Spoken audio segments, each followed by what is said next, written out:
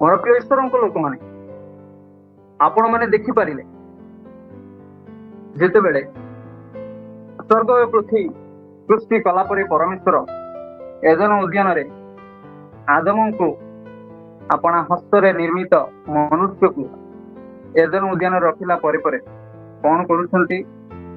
ତାହାର ସଙ୍ଗିନୀ ହେବା ପାଇଁ ଏକ ଯୋଜନା।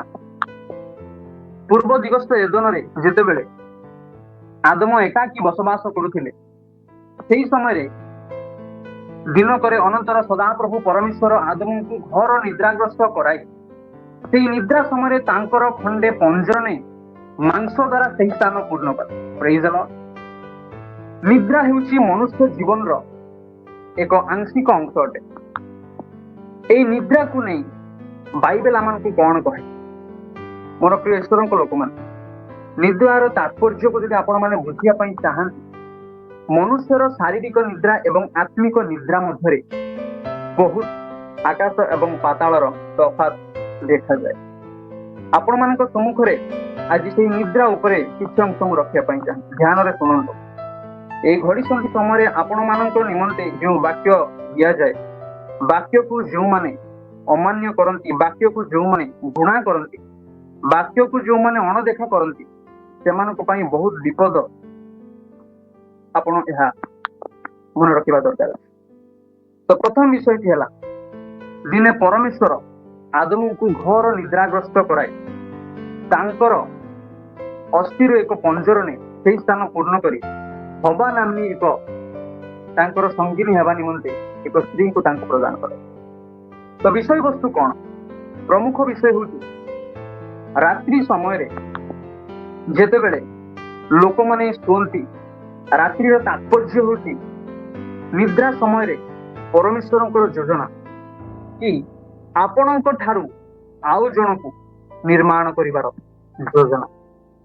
ରାତ୍ରିର ତାତ୍ପର୍ଯ୍ୟପୂର୍ଣ୍ଣ ବିଷୟ ହେଉଛି, ଯେତେବେଳେ ଆପଣମାନେ ଦେଖିଲେ, ଯେତେବେଳେ ନିଦ୍ରିତ ସମୟରେ ତାଙ୍କ ଅସ୍ଥିରୁ ଆଉ ଜଣେ ନିର୍ମିତ ହୁଏ। ମୋର ପ୍ରିୟ ଈଶ୍ୱରଙ୍କ ଲୋକମାନେ, ଏହା ଏକ ଜଟିଳ ବିଷୟ। ଅନ୍ୟ ଏକ ବିଷୟବସ୍ତୁ ଆପଣଙ୍କୁ ମୁଁ ବୁଝାଇବା ପାଇଁ ଚାହେଁ। ପ୍ରଥମ ସମୟ ତାର 2 ପର୍ବର ପ୍ରଥମ ସମୟ ତାର 3 ପର୍ବର 3 ପଦ ପର୍ଯ୍ୟନ୍ତ ପଢି ସାହାଯ୍ୟ କରନ୍ତୁ।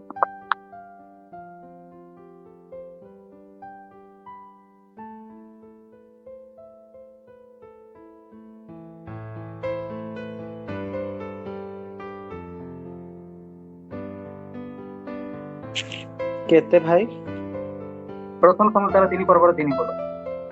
ଓ ପରମେଶ୍ୱରଙ୍କ ସିନ୍ଧୁକ ଯେଉଁ ସ୍ଥାନରେ ଥାଏ, ଏପରି ସଦାପ୍ରଭୁଙ୍କ ମନ୍ଦିରରେ ପରମେଶ୍ୱରଙ୍କ ପ୍ରଦୀପ ଲିଭିବା ପୂର୍ବେ ଯେତେବେଳେ ସାମୁଏଲ ଶୋଇଥିଲେ। ପ୍ରେଜ୍ ଦ ଲର୍ଡ। ମୋର ପ୍ରିୟ ଈଶ୍ୱରଙ୍କ ଲୋକମାନେ, ଦେଖନ୍ତୁ, ଏକ ଗୁରୁତ୍ୱପୂର୍ଣ୍ଣ ବିଷୟ ହେଉଛି ଏହା, ଯେତେବେଳେ ମନ୍ଦିରରେ ସଦାପ୍ରଭୁଙ୍କ ମନ୍ଦିରରେ ଯେତେବେଳେ ପ୍ରଦୀପ ଲିଭିବା ସମୟରେ ସଦାପ୍ରଭୁ ପରମେଶ୍ୱର ଦେଖିଲେ ସାମୁଏଲ ଶୋଇଛନ୍ତି। ଦେଖନ୍ତୁ, ଯେତେବେଳେ ସାମୁଏଲ ଶୋଇଛନ୍ତି, ସେହି ସମୟରେ କଣ ହଉଛି? ଅନ୍ୟ ସ୍ଥାନରେ ସଦାପ୍ରଭୁଙ୍କ ଗୃହର ପ୍ରଦୀପ ଲିଭିବା ପାଇଁ ଯାଉଛି। ଜାଗ୍ରତ ସାବଧାନ ହେବା ଆମମାନଙ୍କର ଆବଶ୍ୟକ। ଆଜି ଜୀବନରେ ଅନେକ ସମୟରେ ଆମେ ନିଜ ନିମନ୍ତେ ବେଶୀ ଚିନ୍ତା, ନିଜର ପରିବାର ଚିନ୍ତା, ନିଜର ବ୍ୟବସାୟ ଚିନ୍ତା। ଯଦି ଲୋକମାନେ ବିବାହିତ ଅଛନ୍ତି, ତାହେଲେ ସ୍ତ୍ରୀମାନେ ଚିନ୍ତା କରନ୍ତି ପରିବାର ପାଇଁ, ପୁରୁଷମାନେ ଚିନ୍ତା କରନ୍ତି ସଂସାର କି ପ୍ରକାର ଚଳାଯିବ, ପିଲାମାନେ କଣ ଖାଇବେ, ଘରେ କି ପ୍ରକାର ଚଳିବେ। ମୋର ପ୍ରିୟ ଶ୍ରୀଲଙ୍କା ଲୋକମାନେ ଦେଖନ୍ତୁ, ସାମୁଏଲ ଯେତେବେଳେ ଛୋଟ ସମୟରେ ଯେତେବେଳେ ଶୋଇଛନ୍ତି, ପ୍ରଭୁ ତାଙ୍କୁ ଏକ ଡାକରା ଦଉଛନ୍ତି, ସାମୁଏଲ ଯେତେବେଳେ ମହାପ୍ରଭୁଙ୍କ ଗୃହର ପ୍ରଦୀପ ଲିଭିବା ପୂର୍ବରୁ ଆପଣମାନଙ୍କୁ ଉଠିବାକୁ ପଡିବ। ଆପଣ ଜାଗ୍ରତ ସହକାରେ ଶୁଣନ୍ତୁ। ଯଦି ଆପଣମାନେ ଜାଗ୍ରତ ସହକାରେ ଶୁଣିବେ ନାହିଁ, ତାହେଲେ ବିଷୟର ତାତ୍ପର୍ଯ୍ୟକୁ ବୁଝିପାରିବେ। ଯଦି ଆଜି ଆପଣମାନେ ସଦାପ୍ରଭୁଙ୍କ ଗୃହର ପ୍ରଦୀପ ଲିଭିବା ପୂର୍ବରୁ ପ୍ରଭୁଙ୍କ ରବ ଶୁଣି ପାରିବେ ନାହିଁ, ତାହେଲେ ଜୀବନରେ ଆଉ କେବେ ଶୁଣିପାରିବେ ନାହିଁ। ବିଷୟଟି ଅତି ଗୁରୁତ୍ୱପୂର୍ଣ୍ଣ ବିଷୟ। ଯଦି ଆପଣମାନେ ଈଶ୍ୱରଙ୍କ ସେବା କରୁଛନ୍ତି, ପ୍ରଭୁଙ୍କୁ ଜାଣିଛନ୍ତି, 10 ବର୍ଷ, 15 ବର୍ଷ, 20 ବର୍ଷର ବିଶ୍ୱାସୀ, ଆପଣଙ୍କ ଜୀବନର ପ୍ରଦୀପ ଲିଭିବା ପୂର୍ବରୁ ପ୍ରଭୁ ଆପଣମାନଙ୍କୁ ଡାକୁଛନ୍ତି, ଆଜି ଶୋଇବାକୁ ଆଉ ହେବ ନାହିଁ। ଯଦି ଆଜି ଶୋଇଯିବ ତାହେଲେ ଅନନ୍ତ କାଳ ପର୍ଯ୍ୟନ୍ତ ନର୍କରେ ହିଁ ଶୋଇ ରହିଯିବ, ଉଠି ଆଉ ପାରିବ ନାହିଁ। ମନ୍ଦିରର ପ୍ରଦୀପ ଲିଭିବା ପୂର୍ବରୁ ସଦାପ୍ରଭୁ ପରମେଶ୍ୱର ତାଙ୍କ ଲୋକମାନଙ୍କୁ ଉଠାନ୍ତି, ଲୋକମାନଙ୍କର ପରିବର୍ତ୍ତନ ନିମନ୍ତେ, ଲୋକମାନଙ୍କର ଜାଗ୍ରତ ନିମନ୍ତେ। ପ୍ରେଜ୍ ଦ ଲର୍ଡ। এই ବାକ୍ୟର ନିଗୁଡ ତତ୍ତ୍ୱକୁ ଆପଣ ବୁଝିବା ପାଇଁ ଚେଷ୍ଟା କର। ଅନ୍ୟ ଏକ ବାକ୍ୟ ଆପଣଙ୍କୁ ପଢାଇବା ପାଇଁ ମୁଁ ଚାହିଁବି। ଆଇବ ପୁସ୍ତକର ତାର 33 ପର୍ବର ତାର 15 ପର୍ବ। ମତେ ଟିକେ ସାହାଯ୍ୟ କରିଥିଲେ ପ୍ରଭୁଙ୍କ ନାମର ଗୌରବ ହେବ। ଯଦି ଆପଣମାନେ ବାଇବେଲ ଧରିଛନ୍ତି ତାହେଲେ ମତେ ଟିକେ ପଢି ସାହାଯ୍ୟ କରନ୍ତୁ। ଆଇବ ପୁସ୍ତକ ତାର 33 ପର୍ବର 15 ପଦ। ସ୍ୱପ୍ନରେ ସ୍ୱପ୍ନରେ ରାତ୍ରିକାଳୀନ ଦର୍ଶନରେ ଦର୍ଶନରେ ମନୁଷ୍ୟମାନେ ଘର ନିଦ୍ରାରେ ମଗ୍ନ ହେବା ବେଳେ, ଶେଯରେ ଘୁମାଇବା ବେଳେ। ପ୍ରେଜ୍ ଦ ଲର୍ଡ। ଏଠାରେ ଏ ପ୍ରକାର ଲେଖାଯାଏ, ମୁଁ ଆପଣଙ୍କୁ ପଢି ସାହାଯ୍ୟ କରେ। ସ୍ୱପ୍ନରେ ରାତ୍ରିକାଳୀନ ଦର୍ଶନରେ ମନୁଷ୍ୟମାନେ ଘର ନିଦ୍ରାରେ ମଗ୍ନ ହେବା ବେଳେ, ଶଯ୍ୟାରେ ଘୁମାଇବା ବେଳେ ସେ ମନୁଷ୍ୟମାନଙ୍କର କର୍ଣ୍ଣ ମୁକ୍ତ କରନ୍ତି ଓ ସେମାନଙ୍କର ଶିକ୍ଷା ମୋହରାଙ୍କିତ କରନ୍ତି। ତଦ୍ୱାରା ସେ ମନୁଷ୍ୟକୁ ତାହାର ସଂକଳ୍ପରୁ ନିବୃତ୍ତ କରନ୍ତି ଓ ମନୁଷ୍ୟ ଠାରୁ ଅହଙ୍କାର ମୁକ୍ତ କରନ୍ତି। ଜୟ ସର୍ବଶକ୍ତିମାନ ମହାପରମେଶ୍ୱର। ମୋର ପ୍ରିୟ ଶ୍ରୋତାଙ୍କ ଲୋକମାନେ ବାକ୍ୟ କଣ କରେ? ରାତ୍ରିର ତାତ୍ପର୍ଯ୍ୟ, ନିଦ୍ରାର ତାତ୍ପର୍ଯ୍ୟ। ଲୋକମାନେ ଯେତେବେଳେ ରାତ୍ରିରେ ଶୟନ କରନ୍ତି ସେହି ସମୟରେ ପରମେଶ୍ୱର କଣ କରୁଛନ୍ତି? ବାକ୍ୟରେ କଣ ଲେଖାଯାଇଛି? ମନୁଷ୍ୟକୁ ତାହାର ସଂକଳ୍ପରୁ ନିବୃତ୍ତ କରାନ୍ତି ପରମେଶ୍ୱର ନିଦ୍ରା ସମୟରେ। ଅନେକ ଲୋକମାନେ, ଆଉ ମୁଁ ଅନେକ ଜାଗାରେ ଦେଖିଛି, ଲୋକମାନେ ଅନ୍ୟମାନଙ୍କ ବିରୁଦ୍ଧରେ ଅନେକ ପ୍ରକାର କଥା କୁହନ୍ତି, ବିଶ୍ୱାସୀ ହେଇପାରିଥାନ୍ତି, କିନ୍ତୁ ଅନେକ ସମୟରେ ଅମିଳନତା ବେଳେ ବେଳେ ଥାଏ। ଆମ ସୋସାଇଟିରେ ଯଦି ଟିକେ ଉଚ୍ଚ ପଦ ପ୍ରାପ୍ତ ହୋଇଯାଆନ୍ତି ତାହେଲେ ସେମାନଙ୍କର ବେଳେ ବେଳେ ନିଜ ନିଜ ଲୋକମାନଙ୍କ ମଧ୍ୟରେ ଗଣ୍ଡଗୋଳ, ନିଜ ନିଜ ଲୋକମାନଙ୍କ ଭିତରେ ଆପୋଷ ବୁଝାମଣାରେ ବେଳେ ବେଳେ ବାଇ ମିଷ୍ଟେକ୍ ମିସଅଣ୍ଡରଷ୍ଟାଣ୍ଡିଂ ହୋଇଯାଏ। ରାତ୍ରିରେ ଅନେକ ଲୋକମାନେ କଳ୍ପନା ଚିନ୍ତା କରନ୍ତି, ଏ ପ୍ରକାର ବିଷୟ ହବ, ସେ ପ୍ରକାର ବିଷୟ ହବ। କିନ୍ତୁ ସଦାପ୍ରଭୁ ପରମେଶ୍ୱର ରାତ୍ରି ସମୟରେ, ନିଦ୍ରା ଯିବା ସମୟରେ ଯେଉଁମାନଙ୍କ ପ୍ରତି ତାଙ୍କର ଦୃଷ୍ଟି ଅଛି ସେମାନଙ୍କୁ ସେ ସମସ୍ତ କଳ୍ପନାରୁ, ସମସ୍ତ ମନ୍ଦ ଚିନ୍ତାରୁ ସମ୍ପୂର୍ଣ୍ଣ ମୁକ୍ତି କରନ୍ତି। ପ୍ରେଜ୍ ଦ ଲର୍ଡ। ସେହି ଜୀବିତ ପରମେଶ୍ୱର ଆମମାନଙ୍କର ପରମେଶ୍ୱର ଅଟନ୍ତି। ସେ ମନୁଷ୍ୟମାନଙ୍କୁ ଗର୍ତ୍ତରୁ ଉଦ୍ଧାର କରିବା ପରମେଶ୍ୱର ଅଟନ୍ତି। ସେ ମନୁଷ୍ୟମାନଙ୍କୁ, ଯେଉଁମାନେ ତାହାଙ୍କ ଉପରେ ନିର୍ଭର ରଖନ୍ତି, ସେମାନଙ୍କୁ ସିଂହର ମୁଖରୁ ରକ୍ଷା କରିବା ପାଇଁ ପରମେଶ୍ୱର ଅଟନ୍ତି। ଆଉ ଗୋଟେ ପଦ ମୁଁ ପଢି ଆପଣମାନଙ୍କୁ ମୁଁ ନିଜେ ପଢିଦିଏ, ଆଉ ପାଖାପାଖି ସମୟ ଆମର ଅତି ଅଳ୍ପ, ଆପଣ କେବଳ ଶୁଣି ଦିଅନ୍ତୁ। ଆଇବ ପୁସ୍ତକ ତାର 14 ପର୍ବର 12 ପଦ ମୁଁ ପଢି ଶୁଣେ, ଆପଣମାନେ ଧ୍ୟାନରେ ଶୁଣନ୍ତୁ।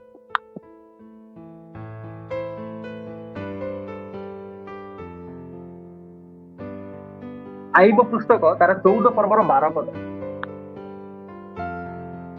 ଯେପରି ମନୁଷ୍ୟ ଶୟନ କଲେ ଆଉ ଉଠେ ନାହିଁ, ଆକାଶ ମଣ୍ଡଳ ଲୋପ ନ ପାଇବା ପର୍ଯ୍ୟନ୍ତ ସେମାନେ ଜାଗ୍ରତ ହେବେ ନାହିଁ, କିମ୍ବା ନିଦ୍ରାରୁ ଉତ୍ଥାପିତ ହେବେ ନାହିଁ। ଏ ବିଷୟଟି ବଡ ଜଟିଳକର ବିଷୟ ଅଟେ। ଦେଖନ୍ତୁ ମୋର ପ୍ରିୟ ଈଶ୍ୱରଙ୍କ ଲୋକମାନେ, ଯଦି ବୃକ୍ଷ ହଣାଯାଏ କିମ୍ବା କଟାଯାଏ, ଯଦି ତାହାର ମୂଳ ଯଦି ଭୂମିରେ ସଂଯୁକ୍ତ ଅଛି, ତାହେଲେ ଯେତେବେଳେ ଜଳର ବାଷ୍ପ, ଜଳର ଗନ୍ଧ ଯେତେବେଳେ ତା ଦେହରେ ଆସିବ, ସେ କେବେ ହେଲେ ମଧ୍ୟ ନଷ୍ଟ ହୋଇପାରିବ ନାହିଁ। କିନ୍ତୁ ମନୁଷ୍ୟ ଯଦି ଜୀବନରେ ମରେ କିମ୍ବା ନିଦ୍ରା ଯାଏ, ଏହା କେଉଁ ପ୍ରକାର ନିଦ୍ରା? ଅନେକ ଲୋକମାନଙ୍କୁ ମୁଁ କହିବା ପାଇଁ ଚାହେଁ, କିଛି ଲୋକମାନେ ଏ ପ୍ରକାର ନିଦ୍ରାରେ ଆଜି ଅଛନ୍ତି, ନିଜେ ନିଜକୁ ମଧ୍ୟ ଆଜି ଚିହ୍ନି ପାରୁନାହାନ୍ତି। ବହୁତ ବିପଦକର ବିଷୟପୂର୍ଣ୍ଣ ଅଟେ। ପ୍ରଭୁଙ୍କର ବାକ୍ୟ କହେ, ଯେପରି ମନୁଷ୍ୟ ଶୟନ କଲେ ଆଉ ଉଠେ ନାହିଁ। ଆପଣଙ୍କର ନିଦ୍ରା ଏ ପ୍ରକାର ନୁହେଁ ତ? ଆପଣ ଆଜି ଏ ପ୍ରକାର ଶୋଇଛନ୍ତି କି ଆଉ ଉଠିବେ ନା ନାହିଁ ତାର କିଛି ଗ୍ୟାରେଣ୍ଟି ନାହିଁ। ପ୍ରଭୁ କହୁଛନ୍ତି, ଉଠ, ଦୀପ୍ତିମତୀ ହୁଅ, ଖ୍ରୀଷ୍ଟ ତୁମକୁ ଆଲୋକ ପ୍ରଦାନ କରିବେ। ଆଜି ଉଠିବାକୁ ପଡିବ। ଯଦି ଆଜି ଆପଣମାନେ ଉଠିବେ ନାହିଁ, ଯଦି ସେଇ ପ୍ରକାର ନିଦ୍ରାରେ ଥିବେ ତାହେଲେ ବହୁତ ବିପଦ ଆପଣମାନଙ୍କ ଜୀବନରେ ଆସେ। ମୋର ପ୍ରିୟ ଈଶ୍ୱରଙ୍କ ଲୋକମାନେ, ବାକ୍ୟ ସାଧାରଣ ନୁହେଁ। ଗୋଟେ ମନୁଷ୍ୟ ଜୀବନର ଜନ୍ମର ପ୍ରାରମ୍ଭରୁ ଜନ୍ମର ଶେଷ ପର୍ଯ୍ୟନ୍ତ ଏଇ ସାଧାରଣ ବାଇବେଲ, ଏହାକୁ ସାଧାରଣ ବାଇବେଲ ବୋଲି ଲୋକମାନେ କୁହନ୍ତି, ଛୋଟିଆ ପୁସ୍ତକ। କିନ୍ତୁ ଏ ବାଇବେଲକୁ ମୁଁ କହେ ଜୀବନ ଏବଂ ମୃତ୍ୟୁର ତତ୍ତ୍ୱ। ଯିଏ ଏହାକୁ ଯେ ପ୍ରକାର ଜାଣିଲା ତାହା ପାଇଁ ବାକ୍ୟ ସେ। ସେଥିପାଇଁ ବାକ୍ୟ କହେ ମନୁଷ୍ୟ ଶୟନ କଲେ ଆଉ ଉଠେ ନାହିଁ, ଆକାଶ ମଣ୍ଡଳ ଲୋପ ପାଇଲା ପର୍ଯ୍ୟନ୍ତ ସେମାନେ ଜାଗ୍ରତ ହେବେ ନାହିଁ କିମ୍ବା ନିଦ୍ରାରୁ ଉତ୍ଥାପିତ ହେବେ ନାହିଁ। ଏ ପ୍ରକାର ବିଷୟ ଯଦି ଏଇ ପ୍ରକାର ନିଦ୍ରା ଯଦି ଆପଣମାନଙ୍କ ଜୀବନରେ ଅଛି ତାହେଲେ ଆପଣମାନେ ବିପଦରେ ପଡିପାରନ୍ତି। ଆଜି ଉଠିବାକୁ ପଡିବ। ଆଉ ଗୋଟେ ବିଷୟ ଆପଣମାନଙ୍କୁ ମୁଁ ପଢି ଶୁଣେଇବି। ପ୍ରଥମ ରାଜାବଳୀ ତାର 19 ପର୍ବର, ପ୍ରଥମ ରାଜାବଳୀ ତାର 19 ପର୍ବର ତାର 5, 6, 7 ପଦ ମୁଁ ଆପଣମାନଙ୍କୁ ପଢି ଶୁଣେଇବି। ଆପଣମାନେ ଧ୍ୟାନରେ ଶୁଣନ୍ତୁ।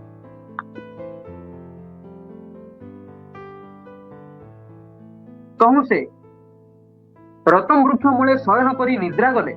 ଏଥିରେ ଦେଖ, ଏକ ଦୂତ ତାଙ୍କୁ ସ୍ପର୍ଶ କରି କହିଲେ, ଉଠ ଭୋଜନ କର। ତହିଁରେ ସେ ଅନାନ୍ତେ ଦେଖ, ତାଙ୍କ ମସ୍ତକ ପାଖରେ ଅଙ୍ଗାରର ପୋକ ଏକ ପିଠା ଓ ଏକ ପାତ୍ର ଜଳ ଅଛି। ଏଣୁ ସେ ଭୋଜନ ପାନ କରି ପୁନର୍ବାର ଶୟନ କଲେ। ଏ ଉତ୍ତାରେ ସଦାପ୍ରଭୁଙ୍କ ଦୂତ ପୁନର୍ବାର ଦ୍ୱିତୀୟ ଥର ଆସି ତାଙ୍କୁ ଦର୍ଶନ କରି କହିଲେ, ତାଙ୍କୁ ସ୍ପର୍ଶ କରି କହିଲେ, ଉଠ ଭୋଜନ କର, କାରଣ ତୁମ୍ଭ ଶକ୍ତିରୁ ପଥ୍ୟ ଅଧିକ। ତହୁଁ ସେ ଉଠି ଭୋଜନ କଲେ ଓ ସେଇ ଖାଦ୍ୟର ବଳରେ ପରମେଶ୍ୱରଙ୍କ ପର୍ବତ ହରେବ ପର୍ଯ୍ୟନ୍ତ 40 ଦିନ ଓ 40 ରାତ୍ରି ଗମନ କଲେ। ପ୍ରେଜ୍ ଦ ଲର୍ଡ।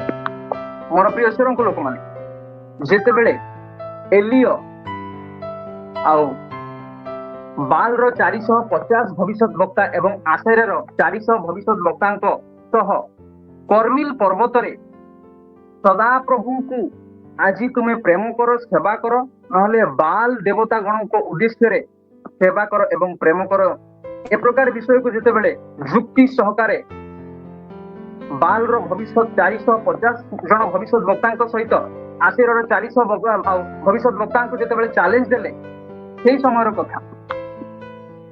ଯେତେବେଳେ ସେ ପରମେଶ୍ୱରଙ୍କୁ ଡାକିଲେ, ଆକାଶରୁ ଅଗ୍ନି ପଡି ସମସ୍ତ ବିଷୟ ଚାଟି ପକାଇଲା ବୋଲି ଲେଖାଯାଇଛି। ତାପରେ ପରେ ଯେତେବେଳେ ଇଜେବଲ ନାମ୍ନୀ ଆହବଙ୍କ ସ୍ତ୍ରୀ ଯେତେବେଳେ ଶୁଣିଲେ ଏଲିୟ ବାଲର 450 ଜଣ ଭବିଷ୍ୟତ ବକ୍ତାଙ୍କୁ ଖଣ୍ଡ ବିଖଣ୍ଡ କରିଛନ୍ତି, ସେଇ ସମୟରେ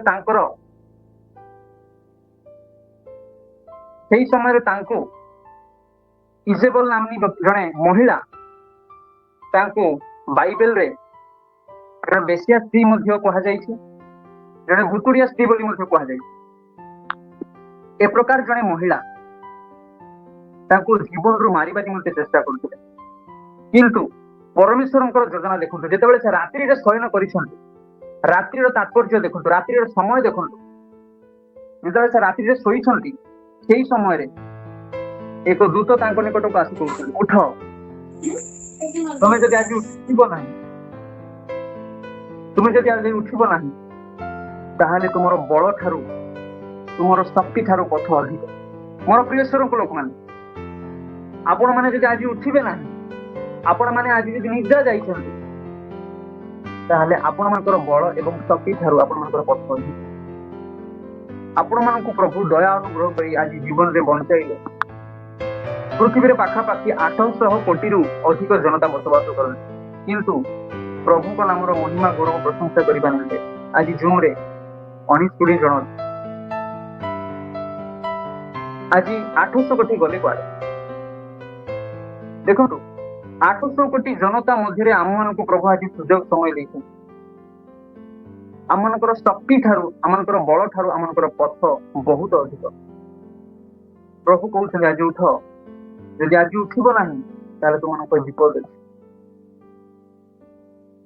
ପ୍ରଭୁ କେବଳ ଗୋଟିଏ କଥା କୁହନ୍ତି ପ୍ରତ୍ୟେକଙ୍କୁ, ଖାଦ୍ୟ ପ୍ରସ୍ତୁତ ଅଛି, ଲୋକମାନଙ୍କୁ ନିମନ୍ତ୍ରଣ କରାଯାଇଛି, ଲୋକମାନେ ଆଉ ଇନଭାଇଟ୍ କରାଯାଇଛି, ତମେ ଆସ ଭୋଜନ କର, କିନ୍ତୁ ଲୋକମାନେ ଏ ଚାଷ କରିବା ପାଇଁ ବାକ୍ୟରେ କୁହାଯାଇ ନିମନ୍ତ୍ରଣ କରାଯାଇଥିଲା, କିନ୍ତୁ କେହି ବାହାକୁ ଏଇ ଚାଷ କରିବା ପାଇଁ ସେ ପ୍ରକାର ପ୍ରଭୁ କହିଲେ ଯାଅ ଛକ ସ୍ଥାନ ମାନଙ୍କରେ ବଜାରରେ ଯୋଉମାନେ ଅଛନ୍ତି ସେମାନଙ୍କୁ ଡାକି ନେବେ, ଆସନ୍ତୁ ମୋର ପ୍ରିୟ ଈଶ୍ୱରଙ୍କ ଲୋକ। ଏ ପ୍ରକାର ବିଷୟ ମଧ୍ୟ ଆଜି ପ୍ରସ୍ତୁତ କରି ରଖାଯାଇଛି ଈଶ୍ୱରଙ୍କ ରାଜ୍ୟ ସମସ୍ତଙ୍କ ପାଇଁ। କେବଳ ଖ୍ରୀଷ୍ଟିଆନ ଲୋକମାନଙ୍କ ପାଇଁ ଆଜି ଈଶ୍ୱର ନାହାନ୍ତି, ସମସ୍ତଙ୍କ ପାଇଁ। ଯୋହନ ପୁସ୍ତକରେ ସଦାପ୍ରଭୁ ପରମେଶ୍ୱର ବାକ୍ୟ ପ୍ରକାଶ କରନ୍ତି, ଜଗତ ଯେପରି ବିନଷ୍ଟ ନ ହୁଏ ତାଙ୍କୁ ଜାଣିବ, ସେଥିରେ ମୋତେ ତାଙ୍କ ପୁତ୍ର ପ୍ରେରଣ କରେ। ବାକ୍ୟ କହେ ଆଜି ଉଠିବାକୁ ପଡିବ। ମୋର ପ୍ରିୟ ଈଶ୍ୱରଙ୍କ ଲୋକମାନେ, ଆମମାନଙ୍କର ସମୟ ପ୍ରାୟ ହୋଇସାରିଲାଣି। ଅନେକ ବିଷୟ ଅଛି, କିନ୍ତୁ ସମୟର ଅଭାବ ସତ୍ତ୍ୱେ ଆଉ ଗୋଟିଏ ଦୁଇଟା ବିଷୟ କହି ମୁଁ ଆପଣମାନଙ୍କୁ ଆଜିର ବାକ୍ୟକୁ ସ୍ଥଗିତ କରିବା ପାଇଁ ମୁଁ ଚାହେଁ।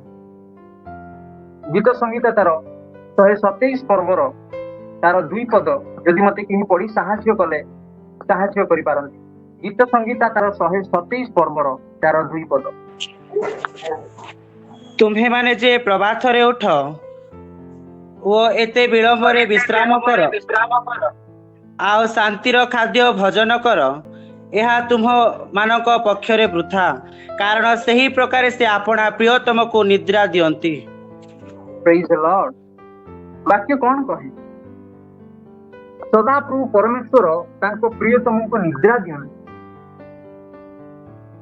ଆପଣମାନେ ଜାଗ୍ରତ ଥାଅ କିମ୍ବା ନିଦ୍ରିତ ଥାଅ, ଯଦି ପ୍ରଭୁଙ୍କ ଠାରେ ଆପଣମାନଙ୍କର ବିଶ୍ୱାସ ଦୃଢ, ଆପଣ ପରିତ୍ରାଣ ପାଇଛନ୍ତି, ଭାବି ଯୁଗ ସେଇ ଶକ୍ତିକୁ ଅନୁଭବ କରିଛନ୍ତି, ଆପଣମାନଙ୍କ ଜୀବନରେ ସେଇ ଜଗତର ସୃଷ୍ଟିକର୍ତ୍ତା ସଦାପ୍ରଭୁ ପରମେଶ୍ୱର ରାଜତ୍ୱ କରୁଛନ୍ତି, ତାହେଲେ ଆପଣ ଶୋଇପାରିବେ। ମୋର ଈଶ୍ୱରଙ୍କ ଲୋକମାନେ, ଆପଣ ଶୋଇପାରିବେ, ଆପଣମାନଙ୍କୁ ସେ ନିଦ୍ରା ଦେବେ।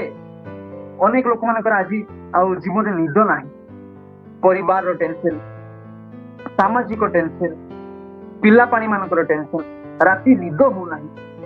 କିନ୍ତୁ ପ୍ରଭୁ କହୁଛନ୍ତି ଆପଣ ପ୍ରିୟତମକୁ ନିଦ୍ରା, ଆପଣ ମାନେ ଶୋଇବେ, ଶାନ୍ତିରେ ଶୋଇବେ।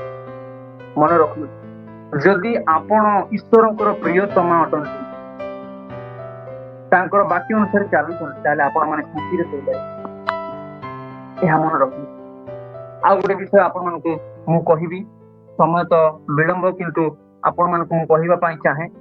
ହୋସେୟା ପୁସ୍ତକ ତାର 2 ପର୍ବର 18 ପଦ।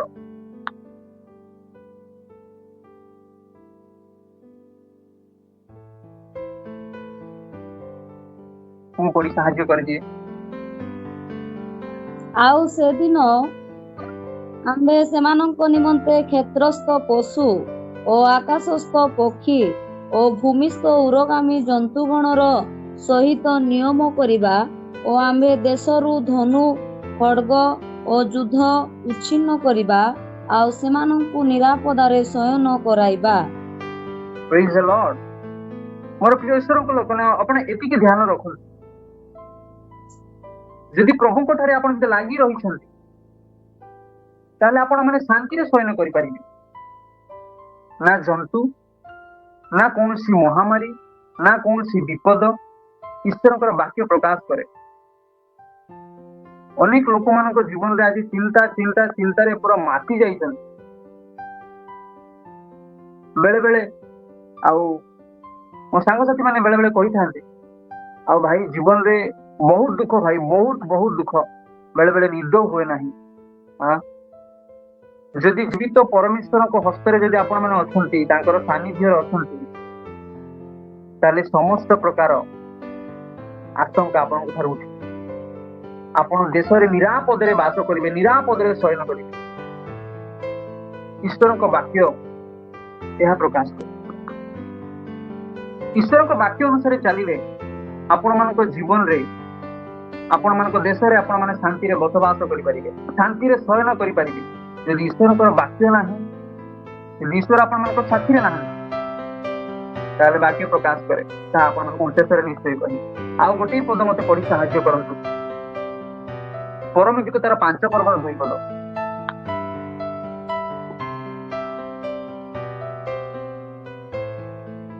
ମୁଁ ନିଦ୍ରିତା ଥିଲି, ମାତ୍ର ମୋହର ହୃଦୟ ଜାଗ୍ରତ ଥିଲା। ଏ ତ ମୋ ପ୍ରିୟତମଙ୍କ ରବ, ସେ ଦ୍ୱାରରେ ଆଘାତ କରି କହୁଅଛନ୍ତି, ଆଗ ମୋହର ଭଗିନୀ, ମୋହର ପ୍ରିୟେ, ମୋହର କପତି, ମୋହର ସୁଧମତେ, ମୋ ପାଇଁ ଦ୍ୱାର ଫିଟାଅ, କାରଣ ମୋହର ମସ୍ତକ ଶିଶିରରେ, ମୋହର କେଶ ରାତ୍ରିର ଜଳବିନ୍ଦୁରେ ପରିପୂର୍ଣ୍ଣ। ପ୍ରେଜ୍ ଦ ଲର୍ଡ। ମୋର ପ୍ରିୟ ଈଶ୍ୱରଙ୍କ ଲୋକମାନେ, ପ୍ରଭୁଙ୍କର ବାକ୍ୟ ଏହା ପ୍ରକାଶ କରେ, ମୁଁ ନିଦ୍ରିତ ଥିଲି, ମୁଁ ଶୋଇଥିଲି, ମାତ୍ର ମୋର ହୃଦୟ ଜାଗ୍ରତ ଥିଲା। ଆପଣମାନଙ୍କ ଜୀବନରେ ଆପଣ ନିଦ୍ରା ଯାଆନ୍ତୁ, ଆପଣ ଶୁଅନ୍ତୁ, କିନ୍ତୁ ଆପଣଙ୍କର ହୃଦୟ ଜାଗ୍ରତ ଥିବା ଦରକାର। ଯଦି ଜୀବନରେ ଈଶ୍ୱରଙ୍କୁ ଛାଡ଼ି ପୃଥିବୀରୁ ପୃଥକୀକୃତ ହେଇ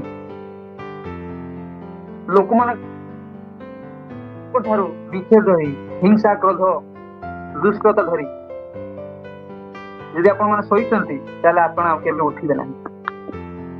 କିନ୍ତୁ ଯଦି ପରମେଶ୍ୱର ଦେଇଥିବା ନିଦ୍ରା ଯଦି ଆପଣମାନଙ୍କ ପାଖରେ ଅଛି, ତାହେଲେ ଆପଣମାନେ ଶୋଇଥିଲେ ମଧ୍ୟ ଆପଣମାନଙ୍କର ହୃଦୟ ଜାଗ୍ରତ ଥିବ।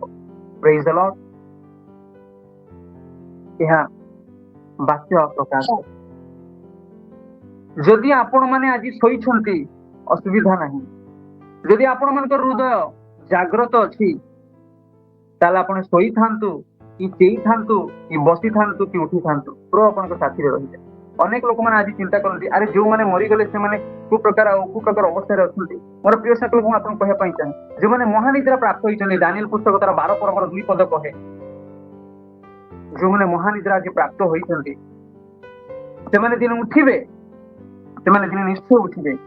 କିନ୍ତୁ ଏହା ମୁଁ ଆପଣଙ୍କ ଶେଷ ପଦ ପଢି ମୁଁ ଆଜିର ଏହି ବାକ୍ୟକୁ ବନ୍ଦ କରିବା ପାଇଁ ଚାହେଁ। ସମୟ ଆମର ପାଖାପାଖି 8:07 ହେବା ପାଇଁ ଗଲାଣି। ଲାଷ୍ଟ ପଦ, ଦାନିଏଲ ପୁସ୍ତକ ତାର 12 ପର୍ବର 2 ପଦରେ ବାକ୍ୟ କଣ କହେ? ପୁଣି ପୃଥିବୀର ଧୂଳିରେ ଯେଉଁମାନେ ଶୟନ କରନ୍ତି, ସେମାନଙ୍କ ମଧ୍ୟରୁ ଅନେକ ଜାଗି ଉଠିବେ, କେତେକ ଅନନ୍ତ ଜୀବନ ଓ କେତେକ ଲଜ୍ଜା ଓ ଅନନ୍ତ ଅବଜ୍ଞା ଭୋଗ ପାଇଁ ଉଠିବେ। ପ୍ରେଜ୍ ଦ ଲର୍ଡ। ମୋର ପ୍ରିୟ ଈଶ୍ୱରଙ୍କ ଲୋକମାନେ, ଅତି ଜାଗ୍ରତ ଆକାରରେ ଶୁଣନ୍ତୁ ଏହି ଶେଷ ବାକ୍ୟଟି। ଯଦି ଆଜି ଆପଣମାନେ ଶୋଇଛନ୍ତି, ପୁଣି ପୃଥିବୀର ଧୂଳିରେ ଯେଉଁମାନେ ଶୟନ କରନ୍ତି, ସେମାନଙ୍କ ମଧ୍ୟରୁ କେତେକ ଜାଗି ଉଠିବେ, କେତେକ ଅନନ୍ତ ଜୀବନ ଓ କେତେକ ଲଜ୍ଜା ଓ ଅନନ୍ତ ଅବଜ୍ଞା ଭୋଗ କରିବେ। କଣ ଭାବିଲେ ଆପଣମାନେ ଆଜି ଜଗତରେ?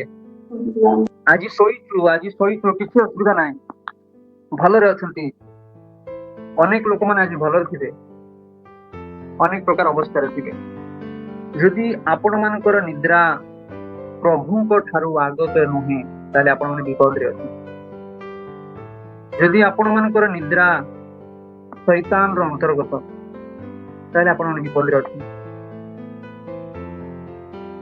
ବିଶେଷ ସାବଧାନ ହେବା ଦରକାର ଏଇ ଦିନମାନଙ୍କୁ। ପ୍ରଭୁଙ୍କ ଠାରୁ ଦୂରକୁ ଯାଇ, ପ୍ରଭୁଙ୍କ ଠାରୁ ପୃଥକୀକୃତ ହୋଇ ଜୀବନ କାଟିଲେ, ଜୀବନରେ ଆପଣମାନେ ଯୋଉ ଦିନ ଉଠିବେ, ଅନନ୍ତ କାଳର ସେହି ଆନନ୍ଦଦାୟକ ସୁଖ କିମ୍ବା ଅନନ୍ତ କାଳର ସେହି ଅବଜ୍ଞା ଏବଂ ଲଜ୍ଜା। ତ ଆଜି ଆପଣମାନଙ୍କ ହସ୍ତରେ ପ୍ରଭୁ ଜୀବନ ଏବଂ ମରଣ, ଆଶୀର୍ବାଦ ଏବଂ ଅଧିକାର ଦେଇଛନ୍ତି। ଆପଣମାନେ ଯାହା ଇଚ୍ଛା କରନ୍ତି ତାହା ଗ୍ରହଣ କରିବା ନିମନ୍ତେ ଆପଣଙ୍କୁ ଆଜି ପ୍ରଭୁ ସ୍ୱାଧୀନ ଦେଇଛନ୍ତି। ଆପଣମାନେ ଯଦି ଆଜି ଶୋଇଛନ୍ତି, ତାହେଲେ ଆପଣମାନଙ୍କର ନିଦ୍ରାକୁ ଆଜି ଭଙ୍ଗ କରନ୍ତୁ। ଯଦି ଆପଣମାନେ ଶୋଇଛନ୍ତି, ସେ ନିଦ୍ରା ଯଦି ପ୍ରଭୁ ଦେଇଛନ୍ତି, ତାହେଲେ ଆପଣମାନେ ଶୋଇଥିଲେ ମଧ୍ୟ ଆପଣଙ୍କର ହୃଦୟ ଜାଗ୍ରତ ଥିବ। ପ୍ରେଜ୍ ଦ ଲର୍ଡ। ପ୍ରଭୁ ସମସ୍ତଙ୍କୁ ଆଶୀର୍ବାଦ କରନ୍ତୁ। ଆଉ ଆଜିର ବାକ୍ୟ ଏହା କହେ, ଯଦି ଆଜି ଆପଣମାନେ ଶୋଇଛନ୍ତି, ତାହେଲେ କି ପ୍ରକାର ଶୋଇଛନ୍ତି? ଆଉ ଗୋଟିଏ ବାକ୍ୟ ଥିଲା, କିନ୍ତୁ ସମୟ ବିଳମ୍ବ ହେତୁ ତାହା ମୁଁ କହିବା ନିମନ୍ତେ ଚାହେଁ ନାହିଁ। ବିଚାରକତା ତାର 4 ପର୍ବର 21 ପଦ ଯଦି ଆପଣମାନେ ପଢିବେ, ତାହେଲେ ସେଠାରେ ଲେଖା ହେଇଛି, ଜଣେ ଲୋକ ଏ ପ୍ରକାର ଶୋଇଥିଲା, ତା ପାଖକୁ ଯାଇ ତା ମସ୍ତକରେ କାନ୍ଥର ଏକ ଖେଳ କୁହାଯାଏ, ଖେଳ କଣ୍ଟା ମୁଣ୍ଡର ଏ ପାଖରୁ ସେ ପାଖ ପର୍ଯ୍ୟନ୍ତ ଜଣେ ସ୍ତ୍ରୀ ଆଘାତ କରି ତାର ମୃତ୍ୟୁ କରିଦେବା ପର୍ଯ୍ୟନ୍ତ ଶୋଇଥିଲା। ଏ ପ୍ରକାର ଜୀବନରେ ଶୟନ ନ ହଉ। ଯଦି ଏ ପ୍ରକାର ବିଷୟ ଯଦି ଆପଣମାନଙ୍କ ଜୀବନରେ ଅଛି ତାହେଲେ ବହୁତ ବହୁତ ବିଷୟ ବିପଦରେ ଅଛନ୍ତି ଆପଣମାନେ।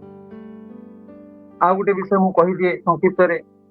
ଆଦି ପୁସ୍ତକ ତାର 15 ପର୍ବର 12-13 ପଦରେ ଅବ୍ରାମ ଯେତେବେଳେ ଈଶ୍ୱରଙ୍କ ନିକଟରେ ଆଉ ଉତ୍ସର୍ଗ କରୁଥିଲେ ବଡି, ସେଇ ସମୟରେ ସେ ଅନ୍ଧକାର ହେତୁ ସନ୍ଧ୍ୟା ସମୟରେ ଟିକେ ନିଦ୍ରିତ ହେଲେ। ପ୍ରଭୁ ସେଠି ତାଙ୍କୁ କ୍ଷମା ଦେଇନାହାନ୍ତି। ପ୍ରଭୁ ତାଙ୍କ ଲୋକମାନଙ୍କୁ ପ୍ରେମ କରନ୍ତି। ତାଙ୍କର ଗୋଟିଏ ଗୋଟିଏ ମଧ୍ୟ ଛୋଟ ଛୋଟ ବିଷୟକୁ ମଧ୍ୟ ଛାଡ଼ିବେ ନାହିଁ। 400 ବର୍ଷ ପିଲାମାନଙ୍କ ଶାସନ ମିଶରରେ ଯାଇ ଖାଟିବାକୁ ପଡେ। ଯଦି ଆପଣ ମାନଙ୍କର ନିଦ୍ରା ଏ ପ୍ରକାର ହୁଏ ତାହେଲେ ବହୁତ ବହୁତ ବିପଦର ସମ୍ମୁଖୀନ ହେବାକୁ ପଡେ। ମୋର ପ୍ରିୟ ଈଶ୍ୱରଙ୍କ ଲୋକମାନେ, ଏ ପ୍ରକାର ନିଦ୍ରାଗତ ଆମେ ନ ହଉ ଯେଉଁ ନିଦ୍ରା ଆମମାନଙ୍କର ଜୀବନ ନେଇ। ପ୍ରଭୁ ସମସ୍ତଙ୍କୁ ଆଜି ଭଲ ଏବଂ ମନ୍ଦର ଜ୍ଞାନ ଦେଇଛନ୍ତି। ପ୍ରଭୁ କାହାକୁ ଫୋର୍ସ କରନ୍ତି ନାହିଁ। ତମେ ଆସ, ତମେ ମୋର ସେବା କର। ପ୍ରଭୁ ଏହା କୁହନ୍ତି, ମୁଁ କ୍ରୁଶରେ ତୁମ ନିମନ୍ତେ ମରିଛି, ମୁଁ ତୃତୀୟ ଦିନରେ ଉତ୍ଥାପିତ ହେଇ। ବାକ୍ୟ ସମସ୍ତଙ୍କୁ ଖୋଲା ଭାବରେ କହେ, ପ୍ରସ୍ତୁତ ଖାଦ୍ୟ ତମେ ଆସ, ଭୋଜର ଅଂଶୀ ହୁଅ।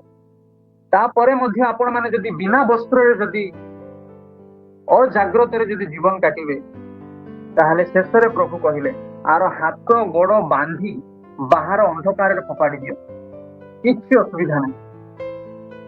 ମୋର ପ୍ରିୟ ଈଶ୍ୱର ଲୋକମାନେ, କେବଳ ଗୋଟିଏ କଥା କହେ, ଆପଣ ମାନଙ୍କର ନିଦ୍ରା ଯଦି ଆପଣ ମାନଙ୍କର ନିଦ୍ରା ଯଦି ଈଶ୍ୱର ଦତ୍ତ, ତାହେଲେ ଆପଣ ମାନେ ନିଦ୍ରିତ ଅବସ୍ଥାରେ ଥିଲେ ମଧ୍ୟ ଆପଣ ମାନଙ୍କ ହୃଦୟ ଜାଗ୍ରତ। ପ୍ରେଜ୍ ଦ ଲର୍ଡ। ପ୍ରଭୁ ସମସ୍ତଙ୍କୁ ଅନୁଗ୍ରହ ଦୟା ଆଶୀର୍ବାଦ କରନ୍ତୁ। ଏଇ